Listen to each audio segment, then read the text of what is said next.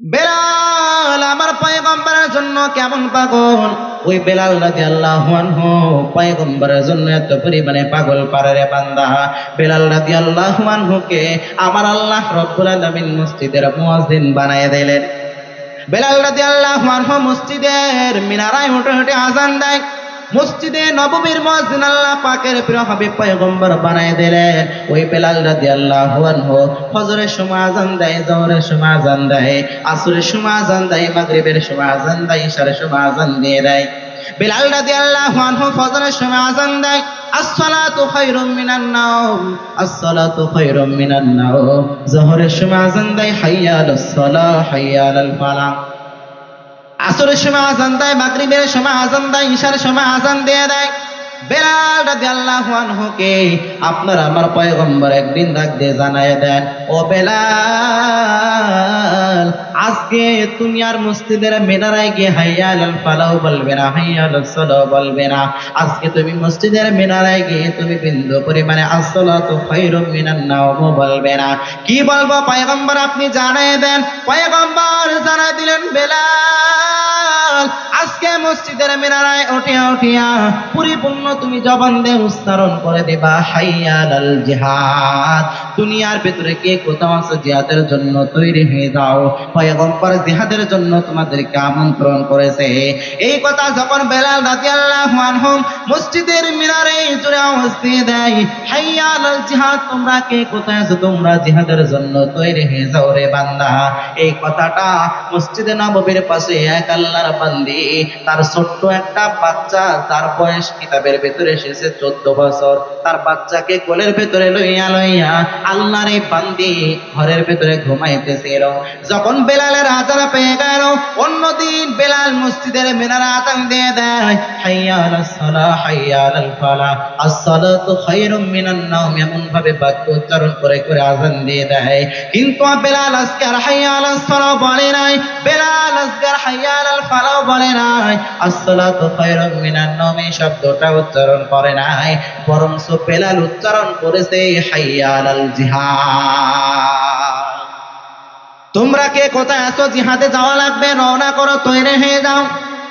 এই কথা আল্লাহর এক বান্দী শোনার পর তার চোখ বেয়ে বেয়ে টপ টপ করে পানি ঝরতেছে রে বান্দা। কোলের ভিতরে 14 বছরের ছোট্ট একটা বাচ্চা, একটা নাবালক শিশু, ছোট্ট বাচ্চা। অনেক কিতাবের ভিতরে এসেছে বাচ্চার বয়স 7 বছর, আবার অনেক কিতাবের ভিতরে এসেছে 12, 13, 14 বছর। ছোট্ট এই নাবালক শিশু, তার মুখের উপরে মায়ের চোখের পানি যখন গিয়ে পড়লো, ছোট্ট বাচ্চা ঝাঁপ দিয়ে জানায় দেন, ও আমার কলিজার টুকরা মা, কি কারণে তুমি কান্নাকাটি করতেছো? ও আমার প্রাণের মা, তোমার চোখের ভিতরে কেন পানি টলমল করতেছে? আমি বিন্দু পরিমাণে তুমি মায়ের চোখের পানি বরদাস্ত করতে পারি না। ও মা, তোমার কি হয়েছে জানাই দাও। মা তারপরও ফুপিয়ে ফুপিয়ে কান্নাকাটি করা শুরু করে দিলেন। আল্লাহর বান্দা ছোট্ট বাচ্চা জানাই দেন, ও মা, তোমার কান্না বন্ধ করার জন্য, তোমার দুঃখগুলো মুছে দেওয়ার জন্য যদি আসমান থেকে তারকাটা তোমার সামনে হাজির করা লাগে রে মা, আমি সন্তান হইয়ে এটা চেষ্টা করব। কারণ আমি সন্তান, বিন্দু পরিমাণে তুমি মায়ের কান্না আমি বিন্দু পরিমাণে মানতে পারি না। সন্তানরা কি তাদের মায়ের কান্না সহ্য করতে পারে না? আরো জোরে বলেন। সন্তানরা মায়ের চোখের পানি সহ্য করতে পারে না। এই কথা মাকে জানানোর পর ওই মা সন্তানকে ডাক দিয়ে জানাই দেয়, সন্তান আমার, না না, এমন কিছু আমার তো হয় নাই। তো মা, কেন তুমি কান্নাকাটি করতেছ? কেন তোমার চোখের ভিতরে পানি? আল্লাহর বান্দা এবার জানায় দেন, ও সন্তান আমার, অন্যদিন বেলাল তো মসজিদে হাইয়া আলাস সালাহ বলে ধ্বনি দেয়, হাইয়া আলাল ফালাহ এই শব্দের ধ্বনি দেয়, আসসালাতু খায়রুম মিনান নাওম এই শব্দের ধ্বনি দেয়। কিন্তু বেলাল রাদিয়াল্লাহু আনহু আজকে এই ধ্বনিগুলো একটাও দেয় নাই, এই শব্দগুলো একটা উচ্চারণ করে নাই, বরং বেলাল আজকে উচ্চারণ করেছে আসসালাতু খায়রুম মিনান নাওম, এটাও বলে নাই। বেলাল উচ্চারণ করেছে হাইয়া আলাল জিহাদ। আল্লাহর বান্দা ছোট্ট বাচ্চা মাকে জানাই দেন, তোমার এতে কান্না করার কি আছে? কান্না করার তো আমি কিছু খুঁজে পাইতেছি না। আল্লাহর বান্দে এবার তার ছোট্ট বাচ্চাকে জানায় দেয়, ও আমার সন্তান, আমি কান্না করার কারণ হলো বেলাল রাদিয়াল্লাহু আনহু 2 থেকে 3 মাস আগে ইতিপূর্বে একবার মসজিদের মিনারায় হাইয়া আলাল জিহাদ বলে একবার ঘোষণা দিয়েছিল। এমত অবস্থার ভিতরে তোমার এই জনম দুঃখী তোমার পিতা আমি স্ত্রীকে জানাই দিল, ও স্ত্রী আমার, তুমি আমাকে পরিপূর্ণ বিদায় দিয়ে দাও, আমার তরবারিটা দিয়ে দাও। আমি আল্লাহর নবী সাল্লাল্লাহু আলাইহি ওয়াসাল্লাম তার সাথে যুদ্ধের ময়দানে আমাকে পরিপূর্ণ দেওয়া লাগবে। যুদ্ধের ময়দানে আমি পয়গম্বরের সাথে শরীক হয়ে যাইব। আমার ছোট্ট বাচ্চাকে তুমি দেখে শুনে রাখবা। আমি যদি যুদ্ধের ভিতরে মৃত্যু বরণ করি তাহলে তো আমি শাহাদাত বরণ করব। আবার যদি আমি যুদ্ধ থেকে ফিরে আসি তাহলে আমি গাজী হয়ে ফিরবো। ও স্ত্রী আমার, তুমি আমার দ্রুত তরবারিটা দিয়ে দাও। ও সন্তান আমার, তোমার বাবা এই কথা বলার পর আমি দ্রুত ঘর থেকে তরবারিটা এনে দিয়ে দিলাম। তোমার বাবা দুনিয়া থেকে পরিপূর্ণ বিদায় নিয়ে নিলেন। তোমার বাবার হাতে আমি তরবারিটা দিয়া দিয়া যখন পরিপূর্ণ বিদায় আমি করে দিলাম, তোমার বাবা যুদ্ধের ময়দান থেকে আর বাসার ভিতরে ফিরে নাই।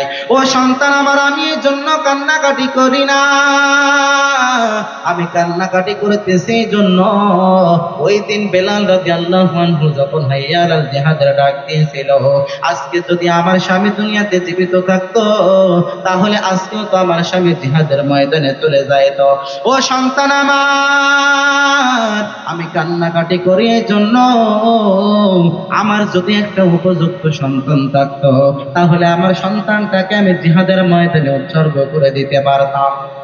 ওই সন্তান এবার ডাক দিয়ে জানায় দেয়, ও মা, আমার বিন্দু পরিমাণে কোনো টেনশন করবেন না, বিন্দু পরিমাণে কোনো চিন্তা আপনার করা লাগবে না। আমি সন্তান তো দুনিয়ার ভিতরে কোনো মৃত হয়ে নাই, বরং জীবিত আছে। আমি আপনি মায়ের আশাটা পরিপূর্ণ পূরণ করে দেব। ওই সন্তান এবার ডাক দিয়ে জানায় দেন, মা আমার আগামীকালকে ভোরবেলায় আমি মসজিদে নববীর কিনারায় গিয়ে হাজিরে যাইব, আমি যুদ্ধের ময়দানে চলে যাইব জিহাদ করার জন্য। আল্লাহর ওই বান্দা এবার তার ছোট্ট বাচ্চাটাকে কোলে লইয়া লইয়া মসজিদে নববীর কিনারায় যখন হাজির হইল, মসজিদে নববীর পাশে হাজির হওয়ার পর পয়গম্বর এবার সমস্ত সাহাবায়ে কেরামদেরকে দায়িত্ব ভাগ করে দিতেছে। আমার কোন সাহাবীরা সামনে থাকবে, আমার কোন সাহাবীরা মধ্যখানে থাকবে, আমার কোন সাহাবীরা পিছনের দিকে থাকবে। পয়গম্বর যখন এমন দায়িত্ব ভাগ করে দিন, এমন অবস্থার ভেতরে আল্লাহর বান্দি তার ছোট্ট বাচ্চাটাকে লইয়া লইয়া ওই লাইনের ভিতরে দাঁড়ায় গেল। সাহাবায়ে কেরাম জানায় দেন, ও আল্লাহর বান্দি, এই যুদ্ধের ময়দানে কোনো মহিলাকে তো নেওয়া হবে না, এই যুদ্ধের ময়দানে কোনো মহিলাকে তো নেওয়া হবে না, তুমি কেন আসছো? আল্লাহর বান্দি জানায় দেন, ও সাহাবায়ে কেরাম, আমি স্বয়ং নিজেই যুদ্ধের ময়দানে যাব, বিষয়টি এমন না, বরঞ্চ আমার এই ছোট্ট বাচ্চাটাকে আমি যুদ্ধের ময়দানে উৎসর্গ করে দেব। সাহাবায়ে কেরামরা জানায় দেন, ও আল্লাহর বান্দি, এই যুদ্ধে তো কোনো নাবালক বাচ্চাদেরকে নেওয়া হবে না, বরঞ্চ তুমি লাইন থেকে দূর হয়ে যাও, তুমি বাসায় ফিরে চলে যাও। যুদ্ধের ময়দানে কোনো মহিলাকে নেওয়া হবে না, কোনো ছোট্ট নাবালক বাচ্চাকে বিন্দু পরিমাণে নেওয়া হবে না। তারপরও আল্লাহর বান্দি লাইন থেকে দূরে যায় না। ছোট্ট বাচ্চাও বলে, না না, আমি যুদ্ধের ময়দানে যাবই রে বান্দা। ও আল্লাহর বান্দা, কি পরিমাণে ঈমানের পাওয়ার, কি পরিমাণে ঈমানের বলিয়ান মনোযোগ আছে না নাই? ছেড়ে দি নাকি মনোযোগ দিই? হ্যাঁ, মনে হচ্ছে আপনারা রাগ করছেন। চলবে তো? চলবে? সজাগ আছেন আপনারা না ঘুমাই গেছেন? সজাগ আছেন? কে কে ঘুমাইছেন একটু হাত তুলে দেখান দেখি। আপনারা কি ঘুমাইছেন? ও, বুঝতে পারেননি না? আচ্ছা আচ্ছা। ছোট্ট বাচ্চা ডাক দেয়, জানাই দেয়, না না, আমি বাসার ভেতরে যাব না, বরঞ্চ যুদ্ধের ময়দানে আমাকে যে পরিপূর্ণ শহীদ হওয়া লাগবে। এমত অবস্থার ভিতরে এবার এই খবর পয়গম্বরের কাছে পৌঁছায় গেল। পয়গম্বর আল্লাহর বান্দিকে ডাক দিয়ে জানাই দেন, ও আল্লাহর বান্দি, তুমি এই কাতারের ভিতরে কেন লাইনের ভিতরে দাঁড়াইছো? তোমাকে তো যুদ্ধের ময়দানে নেওয়া হবে না, আল্লাহর বান্দি ডাক দিয়ে জানাই দেন, ও পয়গম্বর, আমি মহিলা বিন্দু পরিমাণে যুদ্ধের ময়দানে যাব না, বরং আমার এই ছোট্ট সন্তানটাকে আমি জিহাদের ময়দানে উৎসর্গ করতে এসেছি। ওই জায়গায় যদি আমাদের সন্তান হইতো তাহলে আমরা বলতাম, ও সন্তান আমার, তোকে আমি এত কষ্ট করে লালিত পালিত করেছি আল্লাহর রাস্তায় শহীদ হওয়ার জন্য। কথা ঠিক কিনা বলেন? তোকে আমি এত কষ্ট করে মানুষ করলাম আল্লাহর রাস্তায় শহীদ হবে এই জন্য না, না, এত কষ্ট করে মানুষ করলাম লালিত পালিত করলাম এই জন্য না। ও আল্লাহর বান্দারা, শাহাদাতের মৃত্যু এমন একটা দামি মৃত্যু, আপনারা গভীর মনোযোগ দিয়ে শোনার একটু চেষ্টা করেন রে বান্দা।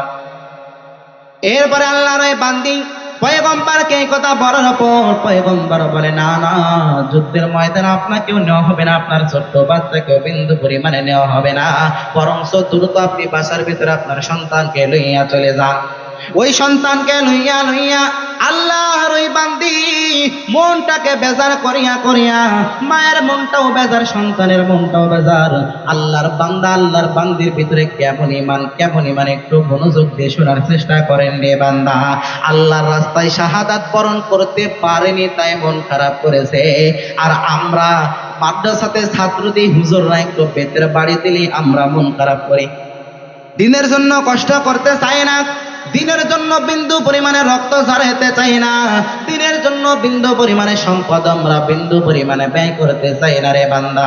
ও আল্লাহর বান্দা, এমত অবস্থার ভেতরে আল্লাহর বান্দি তার ছোট্ট বাচ্চাটাকে লইয়া লইয়া লইয়া সে যখন বাসার ভেতরে রওনা করলেন, ওই ছোট্ট নাবালক বাচ্চা মায়ের কোল থেকে ঝাঁপ দিয়ে নিচে পড়ে যায় আর মাকে ডাক দিয়ে জানাই দেন, ও মামার, তুমি আমাকে কই লইয়া যাইতেছ? এমত অবস্থার ভিতরে মা জানাই দেন, সন্তান আমার, তোমার তো বাসার ভিতরে লইয়া যাইতেছে। ওই সন্তান ডাক দিয়ে জানাই দেন, ও মামা, আমি বিন্দু পরিমাণে বাসার ভেতরে যাব না, আমি আল্লাহর রাস্তা, আল্লাহর দিন বাস্তবায়ন করার জন্য, আমি আল্লাহর জমিন, আল্লাহর হুকুম প্রতিষ্ঠিত করার জন্য বেঈমানদের বিরুদ্ধে যুদ্ধ করে করে আমি পরিপূর্ণ শাহাদাত বরণ করতে চাই। আল্লাহর বান্দি তার হাত থেকে সন্তানটা ঝাঁপ দিয়ে পড়ে পড়ে, ওই সন্তান এবার দৌড়াতে দৌড়াতে দৌড়াতে পয়গম্বরের সামনে হাজির হয়ে গেল। পয়গম্বর জানিয়ে দেন, ও ছোট্ট বাচ্চা, আবার কেন এখানে হাজির হয়ে গেলা? আল্লাহর বান্দি তার মা এবার পয়গম্বরের সামনে গিয়ে জানাই দেন, ও পয়গম্বর, আপনি আমার সন্তানটাকে একটু মেহেরবানি করে যুদ্ধের ময়দানে নিয়ে যান। পয়গম্বর বলে, না না, বিন্দু পরিমাণে হবে না, হবে না, বিন্দু পরিমাণে ছোট্ট বাচ্চাকে নেওয়া যাবে না। বারবার অনুরোধ, বারবার বিনয়, বারবার অনুরোধ করার পর এক সময় আল্লাহর বান্দা ছোট্ট বাচ্চা এবার পয়গম্বরকে জানাই দেন, ও পয়গম্বর, আপনি যখন যুদ্ধ শুরু করবেন তখন আমাকে দিয়ে আগেই শুরু করবেন। কেমনে তোমাকে দিয়ে শুরু করব? যদিও ছোট্ট বাচ্চা, তেমন জ্ঞান বিবেক বুদ্ধি নাই। ওই আল্লাহর বান্দা ছোট্ট বাচ্চা এবার পয়গম্বরকে ডাক দিয়ে জানাই দেন, ও পয়গম্বর, আমি তো দেখেছি বড় বড় কাজ শুরু করার আগে ছোট্ট জিনিস দিয়ে শুরু করে। আমার মা যখন চুলার ভেতরে আগুন জ্বালায়, আমার মা বড় লাকড়িটা আগে দেয়, বিষয়টা এমন না, বরং ছোট্ট লাকড়িটা আগে দিয়ে আমার মা চুলার ভেতরে আগুন জ্বালায়। ও পয়গম্বর, আপনি যখন জিহাদের ময়দানে যাইবেন তখন আমাকে আপনি সামনে ঠেলে দিবেন। ও আল্লাহর বান্দি ডাকতে জানাই দেন, ও পয়গম্বর, মানলাম আমার সন্তান যুদ্ধের কোনো ট্রেনিং দেই নাই, মানলাম আমার সন্তান বিন্দু পরিমাণে যুদ্ধের সরঞ্জাম গুলো বহন করার ক্ষমতা রাখবে না, তবে পয়গম্বর, ও বেঈমানগুলো যখন আপনার দিকে তীর নিক্ষেপ করবে, এমত অবস্থার ভিতরে আমার ছোট্ট বাচ্চাটাকে আপনি সামনে আর করে ধরবেন। আপনার দিকে যখন সামনে থেকে বেঈমানরা তীর মারবে, আপনি আমার সন্তানটাকে সামনে আর করে ধরবে, ওই তীরগুলো আমার সন্তানের বুকে, সে বুকগুলো ঝাঁঝরা হইবে। আপনি পয়গম্বরের শরীরে একটা তীরও লাগবে না। ও পয়গম্বর, আমার সন্তানকে আপনি আর করে ধরবেন। বেঈমানরা যখন আপনার ডান দিক থেকে তীর মারবে, আমার সন্তানটাকে ডান দিকে পরিপূর্ণ আর করে আপনি ধরবেন। বেঈমানরা যখন বাম দিক থেকে তীর নিক্ষেপ করবে, আমার সন্তানটাকে আপনি আড় করে ধরবেন। ও পয়গম্বর, আপনাকে যখন বেঈমানরা যখন লক্ষ্য করে পিছন থেকে তীরে ছুঁড়ে মারবে, আপনি পিছন দিকে আমার সন্তানটাকে আড় করে ধরবেন। বেঈমানদের তীরে আমার সন্তানের বুক ঝাঁঝরা হয়ে যাবে, কিন্তু আপনি পয়গম্বরের শরীরে বিন্দু পরিমাণে আঘাত লাগবে না। এমত অবস্থার ভিতরে পয়গম্বর তাও নিতে চায় না। এমত অবস্থার ভিতরে আল্লাহ রাব্বুল আলামিন জিবরিল আমিনের মাধ্যমে একটা তালিকা পাঠিয়ে দেয়, যে তালিকার ভিতরে যারা ওই যুদ্ধের ময়দানে যাওয়ার পর শাহাদাত বরণ করেছে তাদের নামের একটা লিস্ট পরিপূর্ণ পাঠিয়ে দেয়। জিবরিল আমিন পয়গম্বরের সামনে এসে জানায়, যেন পয়গম্বর, আল্লাহ রাব্বুল আলামিন বড় একটা চার্ট আপনার সামনে পাঠিয়ে দিয়েছেন। দেখেন, এই চার্টের ভিতরে যত শহীদদের নাম আছে, 1 নাম্বার তালিকায় এই ছোট্ট বাচ্চার নাম আমার আল্লাহ লিখে দিতে। ও আল্লাহর বান্দারা, শাহাদাতের মৃত্যু এমন একটা মৃত্যু আল্লাহ রাব্বুল আলামিন জানায় দেন, দুনিয়ার ভিতরে যারা আমি আল্লাহর দিন প্রতিষ্ঠিত করার জন্য যারা মৃত্যুবরণ করবে তাদেরকে তোমরা মৃত বলিও না। আল্লাহ রাব্বুল আলামিন কোরআনের ভিতরে আয়াত নাযিল করে জানায় দেন, ওয়ালা তাকুলু লিমান ইয়াকতালু ফি সাবিলিল্লাহি আমওয়াত বাল আহইয়াউ ওয়ালাকিন লা তাশউরুন। আল্লাহ রাব্বুল আলামিন জানায় দেন, ও দুনিয়ার মানুষেরা, দুনিয়ার ভিতরে যারা আমি আল্লাহর হুকুম বাস্তবায়ন করার জন্য, দুনিয়ার ভিতরে যারা আমি আল্লাহকে রাজি খুশি করার জন্য, দুনিয়ার ভিতরে যারা ইসলামকে হেফাজত করার জন্য, দুনিয়ার ভিতরে যারা কুরআন সুন্নাহর আইন বাস্তবায়ন করার জন্য যারা জীবন দেবে, যারা কতল হইবে, যারা মৃত বরণ করবে, তাদেরকে তোমরা কেউ মৃত বলিও না, কারণ তারা কেউ মৃত না, তারা সকলে জীবিত। কিন্তু বাল আহইয়াউ ওয়ালাকিন লা তাশউরুন, মানুষ তোমরা এইটা বিন্দু পরিমাণে বুঝতে পারো না।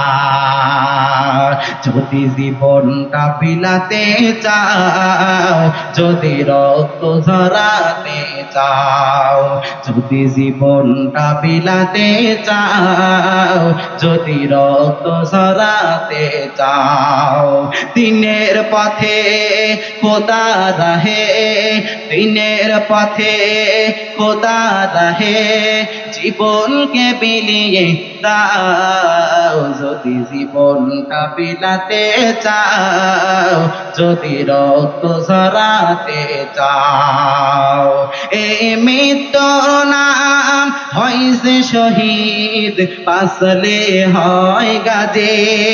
ঠিক কিনা বলেন? এই মৃত্যুর নাম হইছে শহীদ, বাঁচলে হয় গাজী। এ পথে মরলে মহান প্রভু আল্লাহ থাকেন রাজি। তাই ময়দানেতে ছুটে এসে, ময়দানেতে ছুটে এসে জান্নাত ক্রয় করে নাও। যদি জীবনটা বিলাতে চাও, যদি রক্ত ঝরাতে চাও, যদি জীবনটা বিলাতে চাও, যদি রক্ত ঝরাতে চাও, ওই ঘরের কোণে বসে থেকে মরার না দাম তো নাই কোনো, খানকা ছেড়ে বাইরে এসো, বাতিলকে আঘাত হানো। ওই ঘরের কোণে বসে মরার দাম তো নাই কোনো, খানকা ছেড়ে বাইরে এসো, বাতিলকে আঘাত হানো।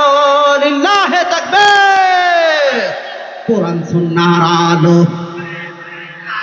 আল কোরআনের আলো, কোরআন আছে যেখানে,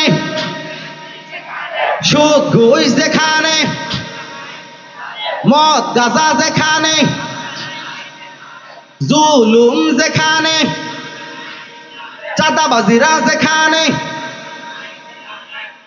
বাস্তবে না খালি মুখে মুখে।